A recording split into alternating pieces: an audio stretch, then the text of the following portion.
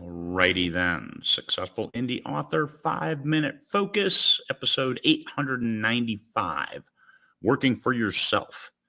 Okay? Not everyone is cut out to be their own boss.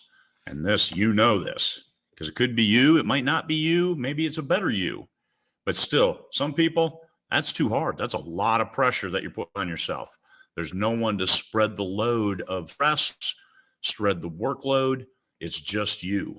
And sometimes that might be a little too much. How much slack do you cut yourself? Do you keep giving yourself extensions on deadlines? Do you find excuses in why you're not meeting what your goals were set out to be? Were your goals too aggressive?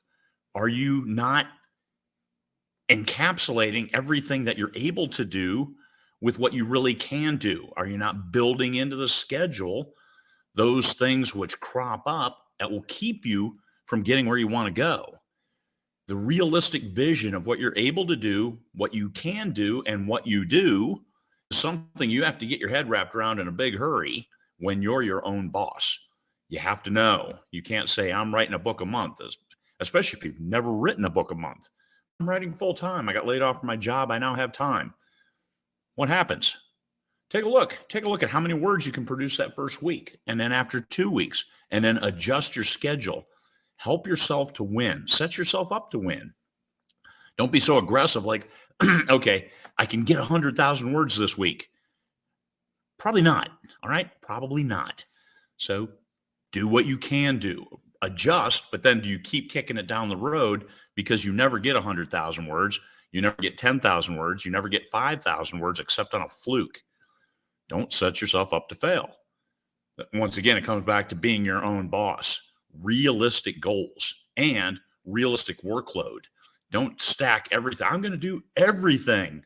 Oh, yeah, you're going to do everything, but can you do it in a timely manner in a way that benefits you, that you're capable of doing? It goes to your capabilities. Can you rally when you need to? Sometimes you're up against a deadline and you don't have any choice. Can you get those 5,000 words or those 10,000 words today to deliver a book to your editor tomorrow? And there's no slack. You have to get it to her tomorrow. Otherwise, you're going to lose your slot. And then it's 2 months down the road before she can edit your book. And then now that's beyond your pre-order date. So are you going to win? Are you setting yourself to win or to lose? And you're going to jam it. Is it going to be a total garbage? Or are you going to give yourself a chance to look back through it to deliver a quality manuscript to your editor who can then get better quality edits? If they have to change 5 words out of a 10-word sentence, they're not going to give you as high a quality edits as you want. The better quality you give them, the better quality you get in return. So, is the pressure to perform too much? By being your own boss, are you putting way too much pressure on yourself? I have to earn money. Oh my God, my last book didn't sell as well as I thought it would. What do I do now? Are you setting yourself up to win? And a lot of that stuff is out of your control. What's in your control is writing the best you can. But if you're not meeting your deadlines, if you keep pushing stuff and you hurry at the end, then you're not giving yourself high enough quality and you're setting yourself up to fail again. Sometimes that day job that gives you the health benefits, that takes all your time and a lot of your energy, that's better for your psyche because it takes the pressure off having to perform. And instead of a book a month, you can write a book every year and you're okay because you're doing it with a clear mind, a fresh mind, and an excited mind. You are in control of this book. Your other needs are met elsewhere, like enough money for your rent and enough money for food, things like that, healthcare. Those are important. And they're important to not have hanging over your head like a guillotine saying, if you fail with this book, you're going to lose. You're going to lose your family. You're going to lose your house. That's a lot of pressure.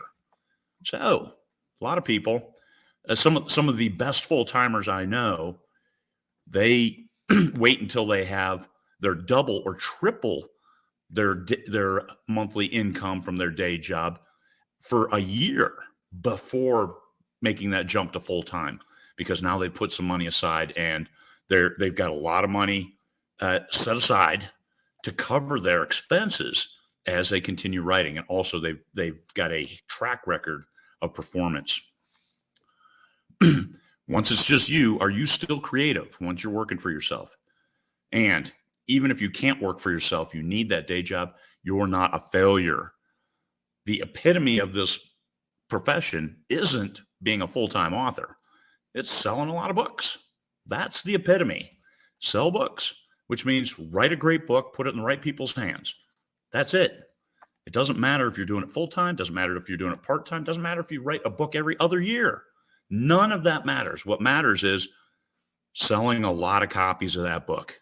When you can do that, that's when you've hit the top of your game. And then you sell more copies of the next book because it's even better.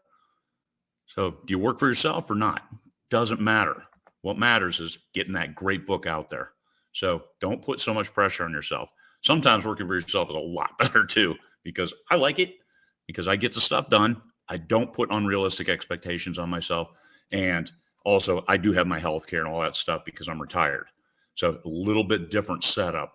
However, even if I wasn't, I would still be pushing to take charge and be in control, because I don't want to surrender that and help make other people rich when I'm just slugging along. So benefits, detriments, looking at both sides of it, make a wise decision. And it's okay if you can't work for yourself because that guy runs a really loose ship. Do what's best for you. Peace, fellow humans.